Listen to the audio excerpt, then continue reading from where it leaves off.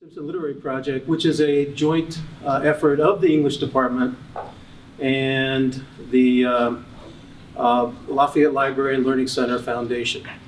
So we do a lot of stuff. We teach underserved kids. We do writing workshops at places like Contra Costa County Juvie, Girls Inc., other places. We have a writer in residence. Most recently, it's been Joyce Carol Oates for the last couple of years. We give a yearly fiction prize for $50,000. It's called the Simpson Joyce Carol Oates Prize. And we publish yearly, we're caused to be published through Rarebird, an anthology called Simpsonistas. You get it? I think it's Simpsonista. And so here in our presence, we have the executive director of the Simpson Literary Project, Diane. You want to stand up? Diane Del Signore. If anybody has any questions or anything about that. So here we are tonight, a momentous occasion. We're so honored to be having a conversation with Sean Penn. It's so rare that somebody can say with all sincerity and authenticity, this is somebody who needs no damn introduction. This is somebody who's one of the central, major, important artists of our time. And he's now writing novels. And the second novel has just appeared. His first novel was Bob Honey Who Just Do Stuff. And then his second novel is Bob Honey Sings Jimmy Crack Corn. And we're going to talk about that. We're going to talk about everything. You can tell we're going to talk about everything because I'm way over-prepared. I have all these notes. I will not consult them. But being an old teacher, I always over-prepare and I always have a lot of notes. So you hear rustling, ignore it. That's not going to go anywhere. So, and Sean's going to read a little bit, and maybe we'll take some questions at the end. Sure. Yeah. All right.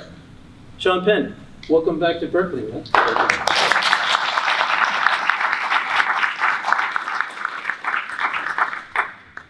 So you've been on a tour, a national tour, and this is your last stop. It is, yeah. I mean, for now. For this run. And so, what's been your experience at Berkeley? Do you have any fond recollections of Berkeley?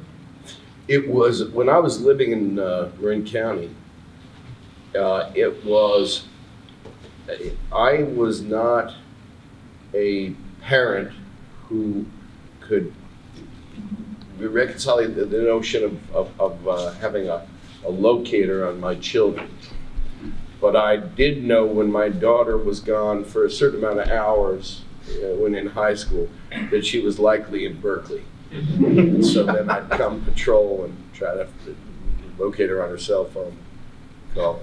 Now, Berkeley starts for me as a child born in 1960, and then, observing the activity, the political activity here, and so it's a kind of as a young kid, just in the news cycle at the time from Southern California, and then trying to understand a little later in my teens, what had been the spirit of activism coming out of an institution of higher learning here, something that I never went on to do myself.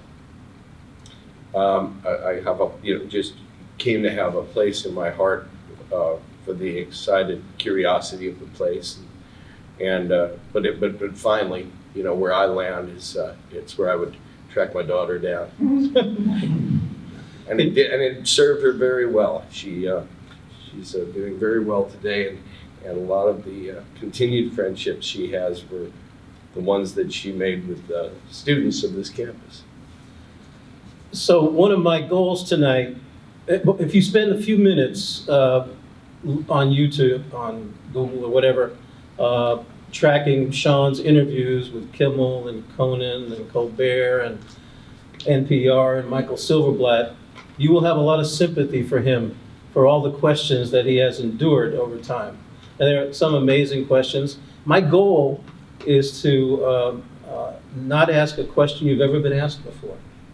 So I will fail, but I will fail spectacularly, like Samuel Beckett says, fail again, try again, fail better. and I intend to fail a lot better. But so this novel, and this character, Bob Honey, fascinating character. This is an amazing, there's nothing like this novel out there in the world. It is, it's crazy, it's hilarious, it's detailed, it's impassioned, it's full of conviction. And so Bob Honey, you've talked about this. People have said, oh, this is absurdist fiction. This is 60s fiction, Terry Southern and Catch-22 and all that. And you pushed back against that a little bit. You didn't like the term absurdist. You prefer the term ludicrous. Yeah. That this is about the ludicrous, and it's about laughter. Could you talk about that a little bit? Well, I think that, some of this I've discovered the articulation of only in talking about the book, which is a difficult thing to do. And part of one's the process of writing a book, which is something I had put off for a very long time, is such that your principal intention is that people read it, and that they find. For me, it was in the hopes that a reader would find the music of it that would let them have the key to a book of clues, and so to then talk about that is tough, because it's kind of like the Frank Zappa line of dancing about architecture. But I think that I'm able to simplify it, and what drives me in the writing of these things down to kind of there's a music, and it's the same music that I would hear in my head. I became kind of a road hog once I got a driver's license at 16, and was able to convince my parents that it was okay for me to take a spin from California to New York and back, and to try to visit the locations that I'd heard about in songs. So I'd serpentine the country, and I did not find myself listening much to the radio or to music or to virtual music. I found myself that I had a rhythm of talking to myself that was really the aspiration of the conversation I wanted to have with others, and that I put off any kind of medium in which to do that until I finally pushed myself to write a novel. And this idea of what is ludicrous is what would make me giggle to myself on the road, a kind of ludicrous language, ludicrous alliteration that did represent the period of time that was the only period of time I had borne witness to, which was to varying degrees from 1960 to today. And to then take all of that and make the subject matter as current as possible. Yeah, so I don't even know what the original question was, but that was... Me either. Yeah, I have a tendency to go on a tangent. Well, ludicrous, we're talking about ludicrous. So the canvas of this novel is about this ludicrous world that we're in. You make the point that, you quote very approvingly E.L. Doctorow, who says the first duty of an artist is to know his times, understand his times.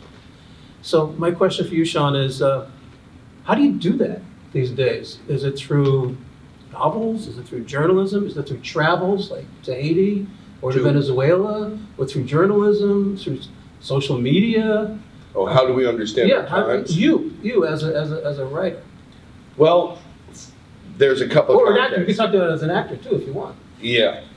So there's a few parts of this context. Part of it is who the hour is in our times. So if there is the hour of, a white male who's had a lot of privilege in America, there's the hour of this, I don't need to fill in the blanks. There's a lot of hours. And to find one that is genuinely at least a reach out from one hour to another is where we enter the part of knowing the times within which we live that we can contribute to. I've always thought that it was never so much, even as an actor also, it was never so much how much we could expand first what we do or what we understand or what we can share, but to recognize our current limitations was the greatest strength of anything that I could find to do creatively. And that then, once you engage in it, it'll open up parts of your own mind that are a little more expansive than you knew. And then maybe you're able to give that one more yard to get it over a field goal or to at least pass on a baton. And so that's where I find myself now and driven to do it, because there was no kind of in this idea of ludicrous times, I have decided to take my lane of the times within that I'm describing in the world and do what I rarely was able to have any control over in the work that I did, in film.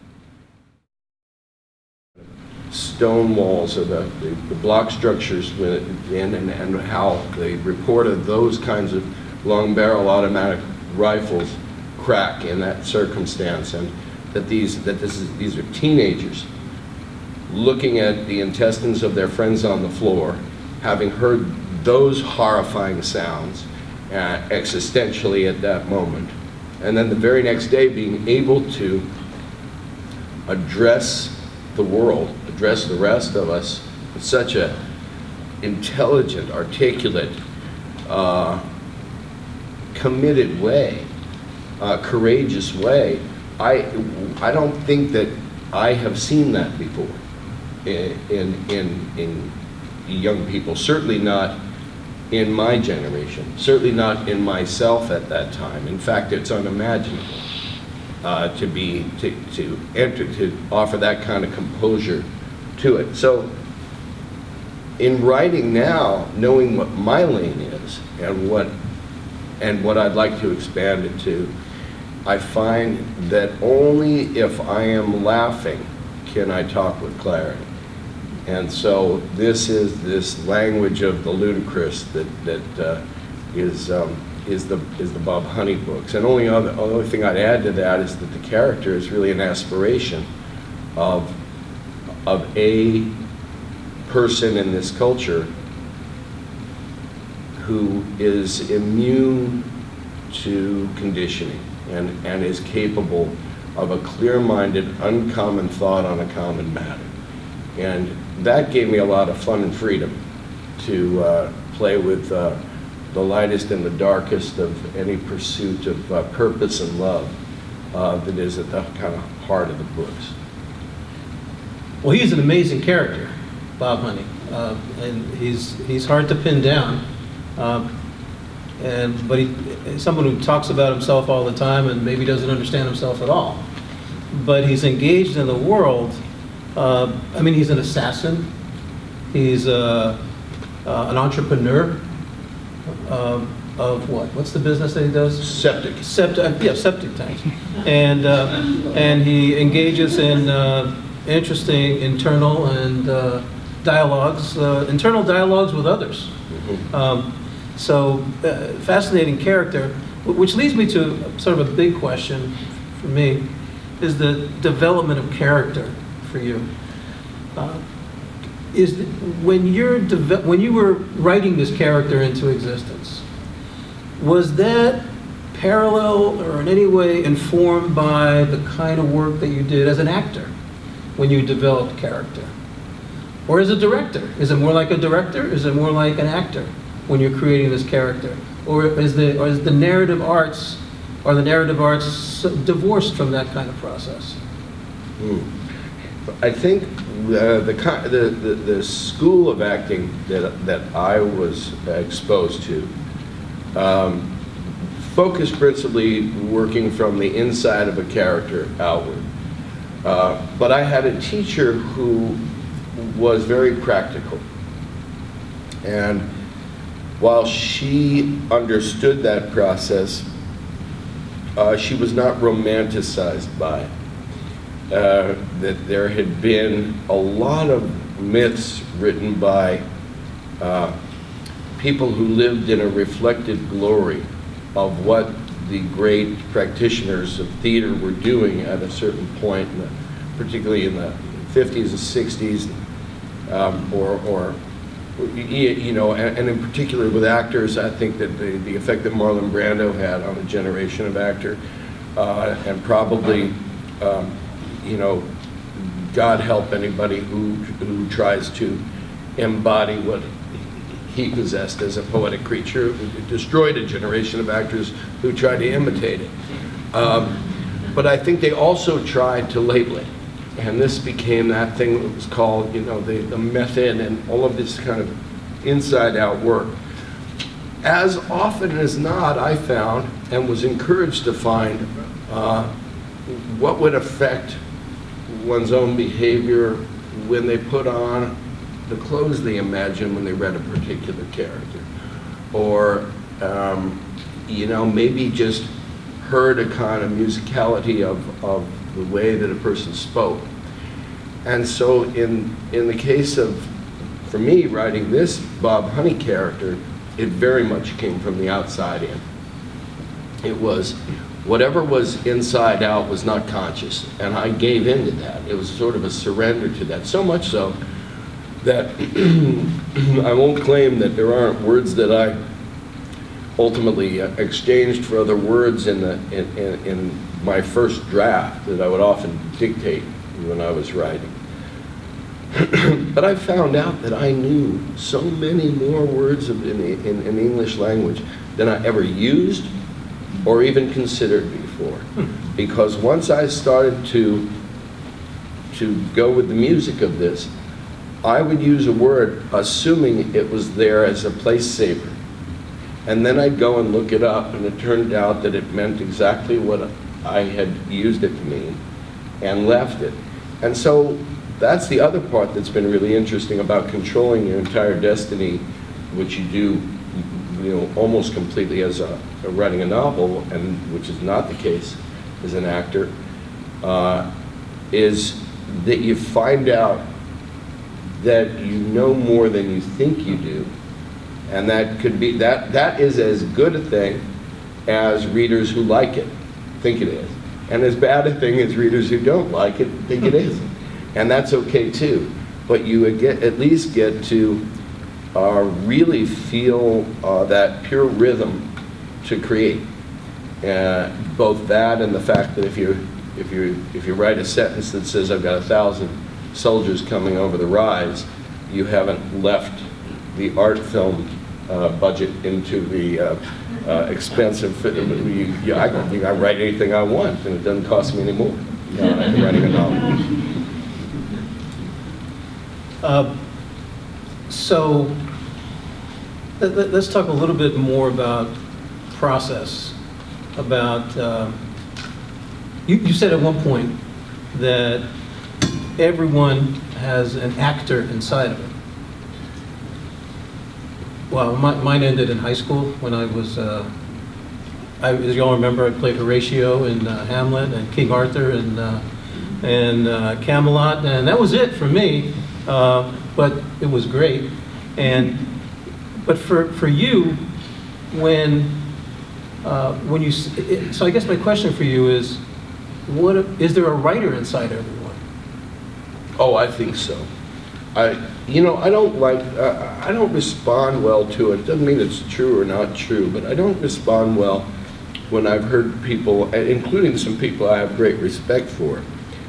Among them, Marlon Brando kind of canned this idea that, we're all great liars, and equating lying with acting, But what I would say is that one of my pet peeves is when there is a scene in drama within which an actor or actress, the character, is lying.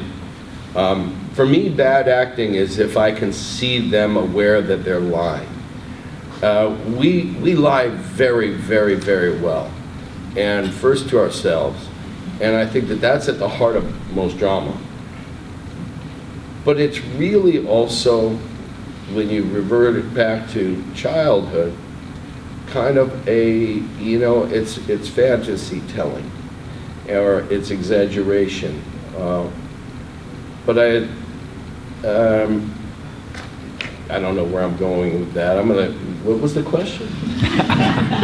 Is there a writer inside everyone? Yeah, I think there's a writer. I think there's an actor inside everyone. And I've found this out as a director in film, where I love shooting on location somewhere and finding somebody that's never acted and doesn't aspire to be an actor, and there is a level of truth that you can find in the performance element of a personality that is not self-consciously absorbed, to be an actor in particular, where you can get very disarming performances. But it takes nothing more than to look at our children or our neighbor, or of course there's an actor and a writer inside everybody. But it's interesting you talk about a part or somebody who's being deceptive or not being truthful in performance. There are a couple of fascinating books that written by these ex-CIA agents called "Spy the Truth" and "Spy the Lie and Get the Truth." And these are fascinating documents about the ways in which people, terrorists, bookkeepers, kids who aren't doing their homework, about how you can figure out how people are telling the truth. I mean, the first thing you have to do is understand that you have a bias. You have a confirmation bias. You want to believe somebody's telling the truth. Well, that's not true. And all the tics that we have, all the tics that we imagine to be signals of deception are just all bullshit. He's rubbing his nose, or he's sweating, or doing this. All that's not true. But it comes down to mirroring and being with somebody and understanding where they are. And this is fast. I mean, these are great books. This will really open your eyes when you get a chance to read these. So it goes to the question. Here I am going to the question. You've also said that writers talk about their life being very lonely, which is something I say to myself when I'm by myself every day. Yes, this is true. But you said you didn't agree with that. You think writing is social. This is an amazing statement. And you're not just talking about your pooch, whom you love, but he is in the room with you. Yeah. Well, I think what I'm talking about is my experience with writing. I'm sure there are as many experiences with it as there are writers. And that great time was because I was, I say this not to be funny or something, but I'm aware that one could witness this tonight, that finding what I'm trying to share verbally and in a room with a person or people has always been difficult for me. It's always been where I felt like I had a thread of something, but finally, even though it wasn't going to be in the moment that I was writing it, but that I felt that I was able to compose the thought that allowed me to feel that I was sharing, and not that I was leading people onto a tangent, but that offering a shared thought that had actually, I'd been able to take the quiet time to do it. So while I have always felt most alone in a room of a lot of people, in that it is not because I want to be separate from people. And this is also, one of the attributable parts of the character that I was interested in writing, in the Bob Honey character. But there's something when you talk about the, finding the truth in the lie, or these CIA pieces, part of this in any walk, in any experience of life, is the slave that we are to having the kind of call and response of, here's who I am, now like me. And if you are trying to find out the truth about anything, and like me is part of that conversation, you're out. Right. And so Bob Honey, what was fun about writing that character is I wanted to write a character, like I said, aspirationally, is immune to the conditioning, but also wouldn't know how to be liked if he tried and wouldn't recognize what it looked like. Right. So that wouldn't be part of the conversation, which is what I feel like writing is. It's you're writing, and then the answer is for the readers that want to hear it, that they will bring their life to it, and it becomes an implied conversation. And he's in a way, you're saying your character taught you how to write. And which is why also the narrator of the book is not the writer. It's one of the characters. It's kind of a spoiler, but that's Okay. It's a really good spoiler. But yeah, that's true. And what I find, what's so fascinating here, Sean, is that when you talk about writing for another, and is so different in your mind from writing to please somebody else. Mm-hmm. And maybe that's true in acting too, where if you're trying to please your audience, you've lost them. Or maybe that's true of writing at the same time. I think that in acting, one of the best lessons that an actor can learn, and it's a less and less observed lesson because,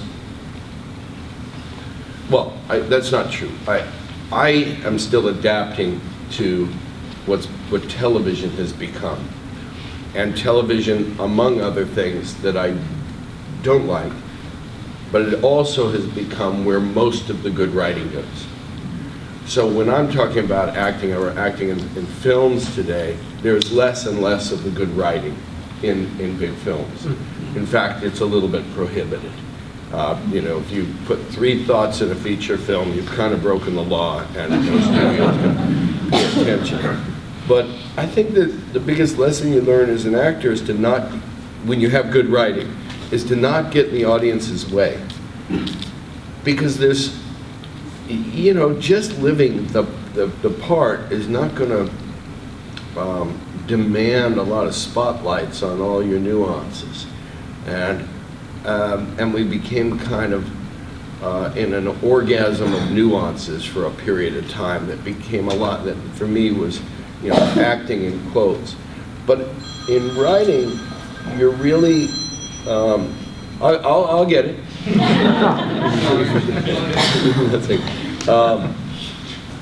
In writing a novel, I mean, and of course, I'm talking as a baby in it. This is the second one. And I am still I'm still looking to find what I'm going to learn out of the conversation I'm talking about, that writing is. When I talk about writing as a conversation, when I talk about writing as a social thing, what was interesting is that the first book, because I was writing first to please my own instinct about what I would want to read and what I wanted to be talked about and the tone I wanted it to be talked about in the time that we're living in. I wanted to know that if I gave this to somebody, that they could read it and tell me what it's about. And if I could find one person that got it, I was done. And I did. I found several one persons. But the same thing that people read and got without my prompting, so many read and were so offended by and so attacked. And I think I like that too. I saw that ad. I saw that full page. Yeah, because there's something so that we all recognize as kind of bass-ackwards in where we are. And that's the other kind of front row seat when we were talking in the beginning of the conversation about, you know, the literature of the ludicrous, and when I want to not adopt the idea of absurdist fiction, but rather the literature of the ludicrous. It's just my own way of taking ownership of the time I lived in and the front row seat I had. Because one of the sort of most poignant connections to me is this idea that has become known as celebrity. And that was a slow and steady march from, you know, let's call it John F. Kennedy as you know, in politics, as the real celebrity of the electronic media. And then through today, where we, you know, when you kind of castrate it all and bring it to the lowest common denominator, that's what's going to be revered. And so now and I've talked about this, John Huston was asked when Ronald Reagan was president, you know, well, how do you feel about Ronald Reagan being president? He said, it's one thing to have an actor in the White House, quite another a bad actor. And so we have the lowest common denominator, not of actor, not of writer, not of a culturally intuitive figure, but of the bastardization of that celebrity that we've elevated to the White House. And I have had a front row seat to the kind of disease of celebrity, and then the you know, exponential increase of its impact with social media. And so, you know, all of these things conspire to make my conversation with a reader a less than lonely time, but really a period of time where I can, you know, get a touch base with a kind of sanity. Well, that's wonderful, and you've been so articulate about the curses of celebrity for a long time. But maybe we can change directions here a little bit. Let me ask a literary critic question. Not that I am one, but here's a literary question, because I actually just want to know. So, Lord of the Flies comes up a lot. Well, it comes up exactly 5 times in your second novel.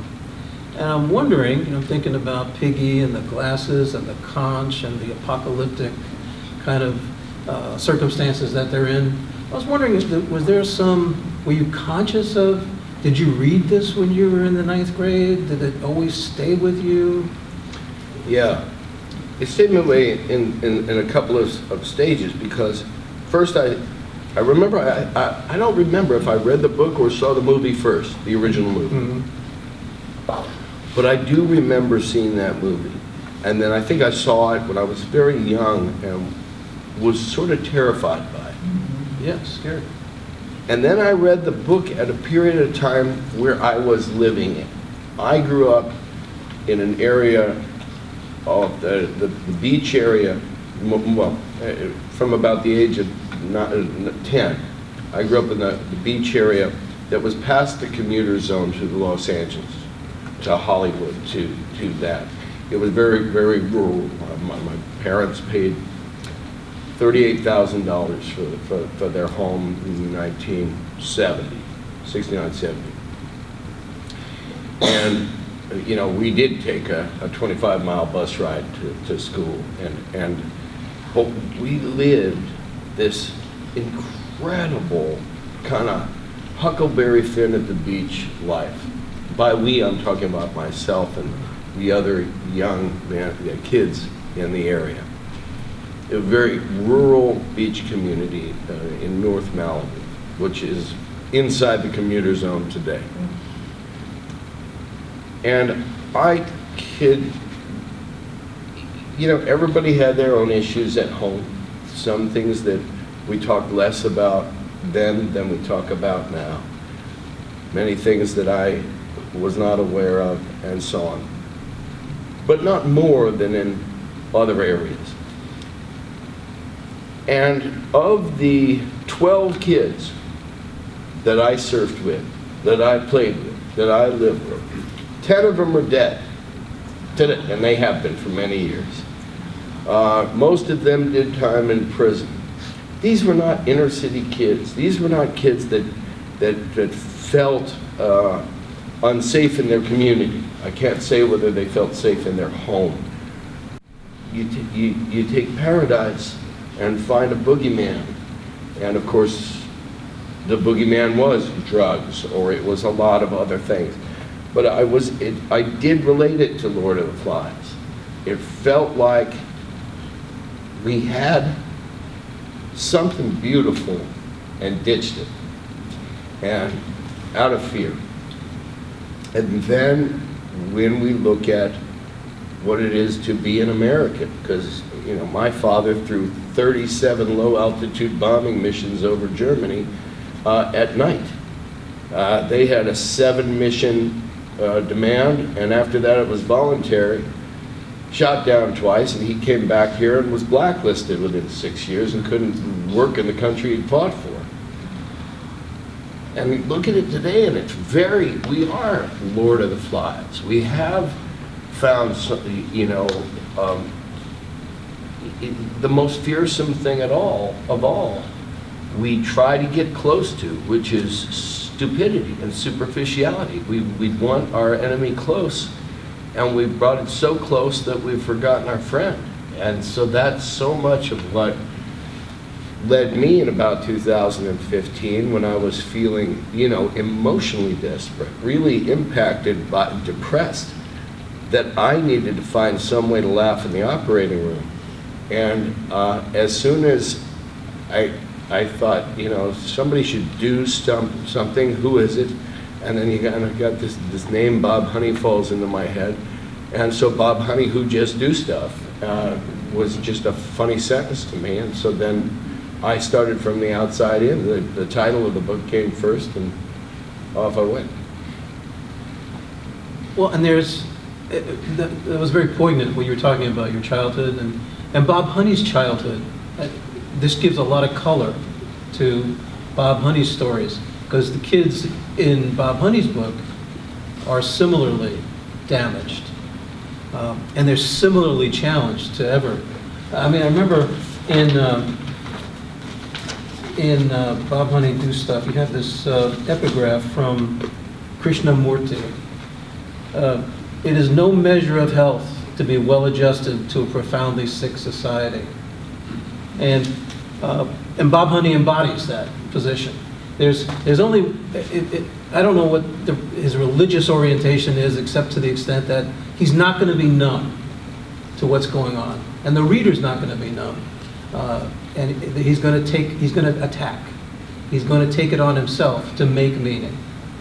So I guess it would be wonderful if you could read a little bit. Would you mind? I don't mind.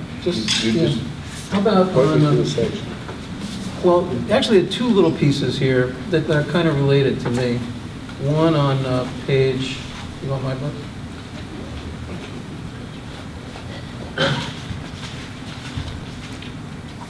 I don't know why. I love this little passage here on page 50. Page 50. It's about the train. I don't know why I like this so much. It's because it's really well written.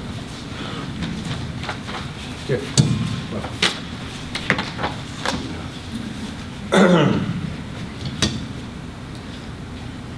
There are certain joys in life that once had never leave a man's desire.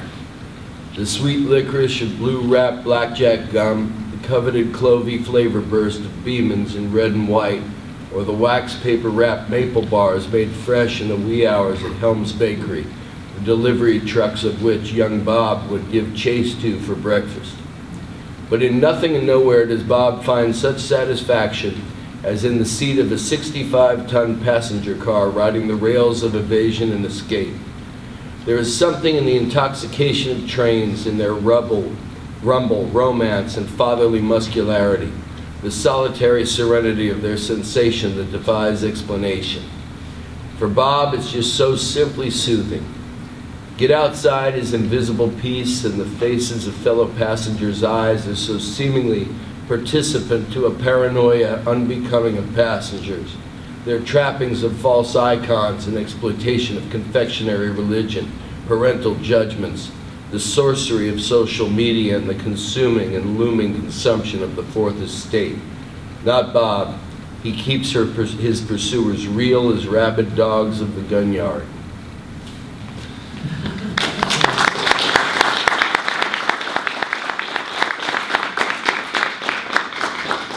And maybe just to link that, I mean, I love the romance of that, and the humor, and there's real feeling there. And he's also like, yeah, I'm having a feeling. Yeah, I'm going to hit somebody with a mallet in a second. And then there's this, and this is, I think, an important contrast. And I think the pairing, the juxtaposition of that train passage, and his fascination with everyday cups of coffee, people who, he has where he meets Pappy Pariah for the first time, and he takes off, and Bob Honey's at the counter, and he leaves, and the Greek diner says to him, "What, no tip?" And Bob Honey says, what does he say? You remember? A tip about being kinder to people? Yeah. He said, be kinder to people. That's my tip. Kindness, and he follows up, kindness is a very hard thing. Which it is for an assassin. Yeah.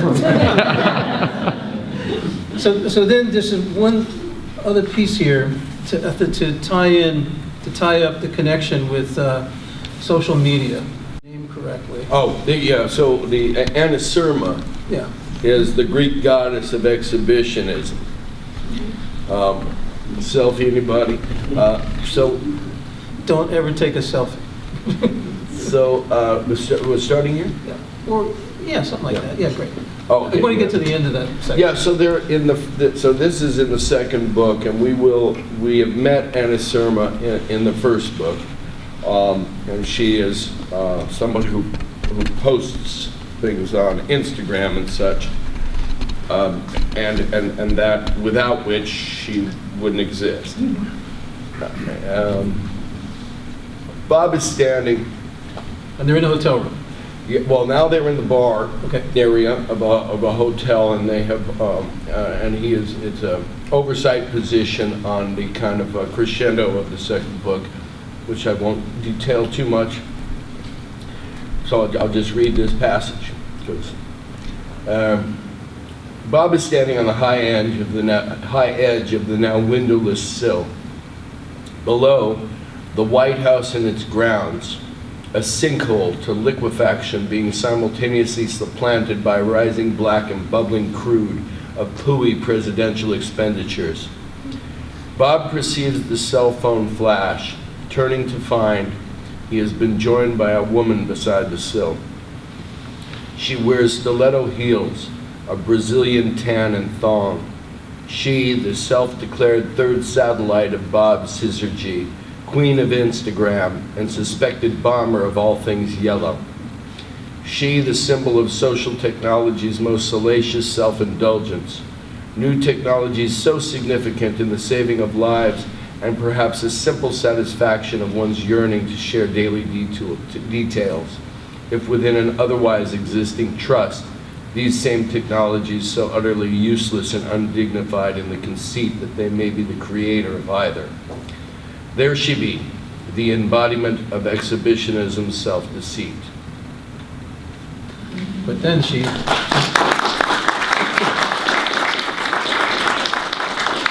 then he knocks her. He dispatches her. Yes. He dispatches her. I can't follow you, explains Bob. I'm afraid of falling.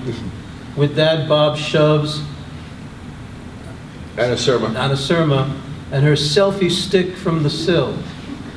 Throughout her fall, she captures her final moment, pressing a group send in the millisecond before her body's ultimate impact on pavement. That's crazy and funny and sad. And there are people in this room who do that. Hey, you want to take a few questions? Sure. Any questions? Michael? First of all, thank you so much. This has been fascinating. Thank you. I'd like to hear what your writing style is like. Do you go to a room, sit down, you sit like to dictate? Does it just flow? Or you sit down and nothing comes out, you start saying bad things about yourself, so you get a cup of tea and then you come back? What's it like? Yeah, pretty much what it is I would start either longhand or typing into I'm a Luddite. I say this as an exhibitionism of laziness, and one that will continue. I've just gotten in the habit of it. I've never turned on a laptop computer. I do have my cell phone, and I know how to go to the notes section. So I would have started with, Bob Honey, who just do stuff, and I'd have a couple of yucks about that, take an Ambien, and go to sleep.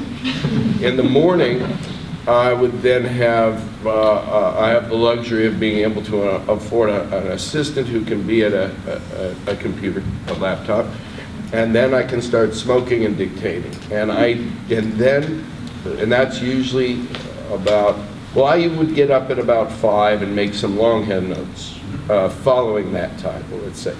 And then by the time my assistant would show up at about 9, I would dictate what I thought was a paragraph, and then it was 6:30 p.m. And the paragraph was a lot of pages, and I'd print them all up, and then make notes on those, and then start it all again the next morning. I think I do about 30, 15-hour days, and I've got my first draft that would make no sense to anybody. And then I go, and I start, and I'll call my neighbor, and he'll come over, and I'll read him 7 pages, and as I read, I know what, once you start talking, like I was saying earlier, once I start actually having to engage in the human being, I'm pretty aware of what I have expected to be understood by osmosis and what is understandable.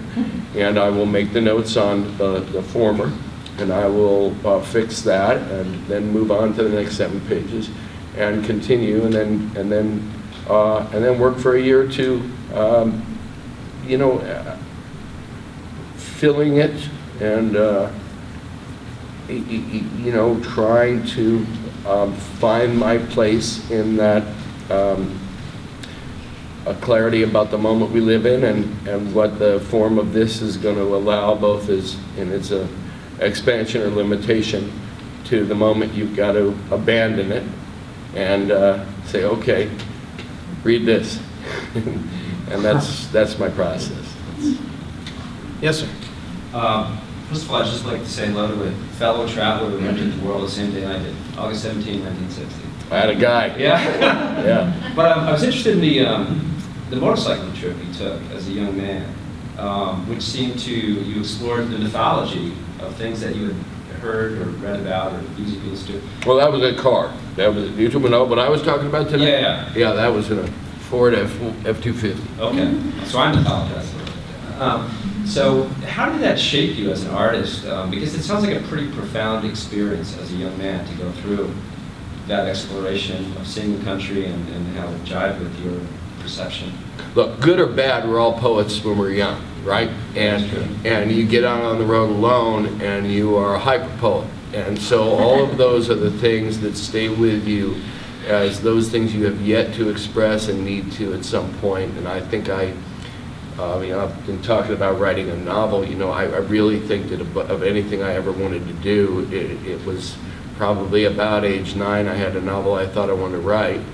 I think the first title was All Adults Are Stupid, because you looked around and you saw Vietnam and Charlie Manson and all of that stuff, and you just said, okay, well, the world you've offered me, it gives me great confidence that you all know nothing, and I can write my own ticket because it's not working your way. But I still procrastinated on actually writing a novel till I was, I'm 59 now, and I guess it was 56, whatever it was, 55, 56 when I started Just Do Stuff. But a lot of it And I'm sure as I go on and write other things, and I have other kind of rhythms in my head and stories I want to tell in a novel form, and I got a feeling that all of them are going to be anchored in that period of time. Ages me maybe about 3 months older. I asked this. You mean we are? Yeah, no, the reason I say this though is because I hear Kurt Vonnegut Jr., the name floating in the ether here. Has Kurt Vonnegut's work inspired your novels at all? Yeah, I would like to think that first I'd like to tell you that I had enough retention of his work to just say yes. Yeah. What I can tell you is that what I know of his work, I would, be very thrilled to find that it could find its way into influencing me. But mostly what I think about with Kurt Vonnegut is an opportunity missed, because I was making a movie in New York City about, 15, 16, 17 years ago.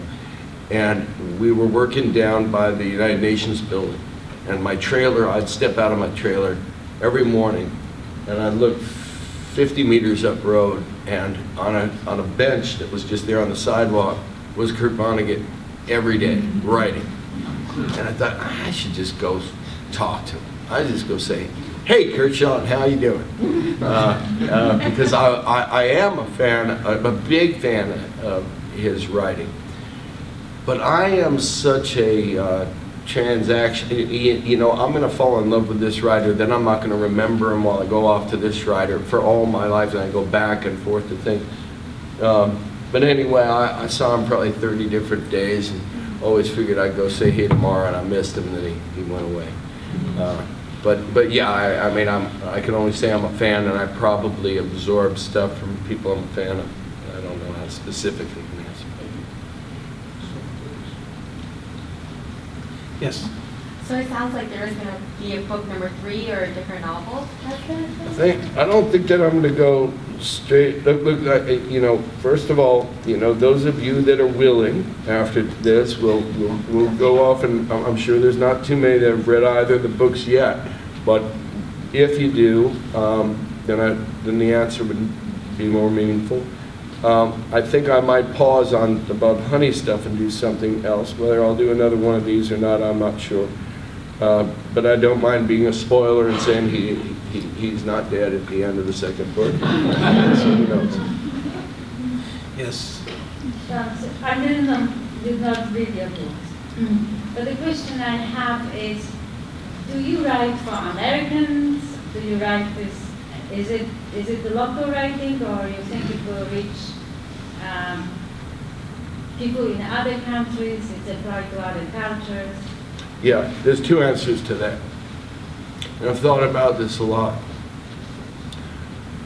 I don't want to know what the difference is between Americans or blacks or whites or people of other countries when I write. I demand to be part of the human world. I don't give a fuck if somebody is going to say, you dare not talk about women, well then women dare not talk about men, and that's just bullshit on both sides. And Arabs, you can't say anything after 9/11, and everybody wants to police everybody's thought. We're human beings. The limitation that I am aware of is that the rhythm of these books, the music of these books, I cannot tell you if they translate well. It'd be very difficult to translate it to England. I am a born American, and I don't mean that as a nationality. I mean that in the best sense of what America is, no matter what race anybody is or gender anybody is. But all the music of people and the best of America that I could, to the degree I would know what was best, the things that touched me, are what formed me. I can't tell you if it speaks to who else it will speak to, because the language of it is so specific. And I may have to suffer the indignity of having limited my voice because of that, but not because what it speaks to is not universal, but because of the way it speaks may be limiting. I'm not sure. Well, there is a jazz rhythm in the prose. There's a kind of scat quality, there's a contrapuntal kind of quality, there's seditious folk music, there's classical music, there's all kinds of stuff going on, and that's the pleasure in the text is listening to that kind of music, no question about it. And it is going to be. But you also quote Ralph Waldo Emerson, and that's an important part here. Yeah. Any other questions? Oh, well, if I don't have another question, so you mentioned in passing, not so much in passing, actually, it was a central point you made about Parkland, heroic kids. Incredibly tragic story about Parkland, and we still don't know what their final effect is going to be. I mean, if I think back to what happened in Vietnam, well, college kids kind of ended the war, kind of. Is this a way into large-scale social change in our country? You've said that in interviews that you don't know if you're optimistic about where we are. That optimism is harder for you at an age that I consider very young. So, I mean, can you talk about optimism versus whatever the alternative is at this point, and how Bob Honey is involved in this, in his tale? What would Bob Honey say about Parkland? Well, I think I'm going to go a circuitous route on this one. Optimism is probably the most important political stand anybody can take, human stand anybody can take. But it's also a pretty canned stand. And it doesn't have much accountability. And it's not even an accountability I owe my, or a divorce from accountability, a detachment from accountability I owe my children. I don't want to be a cheerleader for a future that may not happen. What I think it is being part of, it is true that before I was born, people have always said there's never been a time like now. Every tomorrow brings another. There's never been a time like now. The two existential differences are nuclear energy weaponized or not, and the Pandora's box that has in the existence of humankind. We are very concerned about climate change. We may not get to the point where it kills us because we've got things we've developed that can kill us first. But as a parent of a 26 and a 28-year-old and so on, I think I engaged blindly in optimism for a very long time, and by blindly on a relative basis, I think it started for me, and this is clearly not long ago, with those kids in Parkland, where I got hopeful. And because somehow, through all the bullshit of, the superficial indulgence of, that generation's social media, so on, and everything else, emerged these kind of heroic spirits. Now, they've been there. There have been heroes unsung on racial issues, for example, and a big example of this where one shame, it should have some level of shame that they didn't recognize it and do everything in anybody's capacity to shine a light on it and bring it up. But when this very dramatic thing happened that was not particular to any race or gender, it was particular to a generation. And it was those kids' reaction that told me we've got a chance. And now there are these, you see this friggin', what is she, 16-year-old kid sailing over here from Sweden, Greta, I mean, it just, and you kind of say, who the fuck am I to tell them they're not going to change the world?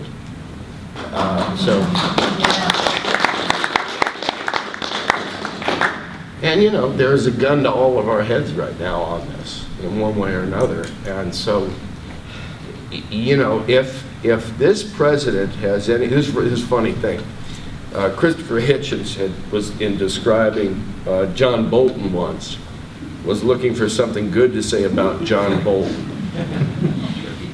And he said, if there's something good to say about John Bolton, it's that it was the North Koreans who described him as a beast in human form. and this was Chris saying, well, if the North Koreans don't like you, I've got to look for some good in you. I think that where we're at and the kind of elephant in the room of what we've all allowed and others proactively participated in the rising of in the form of a president and so on. If there's an optimistic note that can be taken in it, it's one that has an awful lot of evidence-based reason to believe, which is you got to hit the bottom before you go up, and we have damn well hit the bottom. And I mean, because there have been horrors like Hitler, but at least he was a good orator. This is now stupefying self-murder that we've set ourselves up for in the shadow of this thing, and I see nowhere to go but up, and I see people like those kids who are ready to take us up if we listen.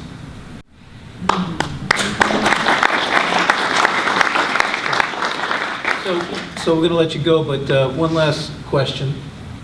This is your last stop on the tour, for now.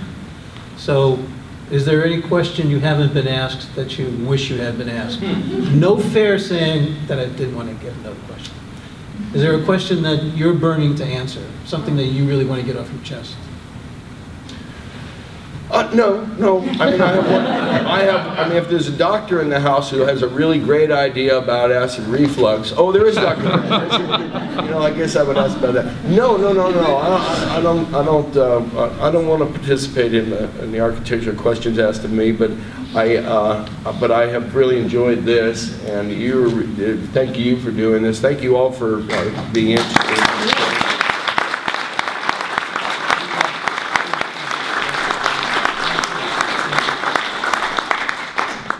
All right. Well, we have books out there. They're published by Rare Bird, the distinguished press in Los Angeles. Tyson Cornell, the publisher, is here. And don't hand him a manuscript. All right. Thanks, everybody, for coming. Thank you.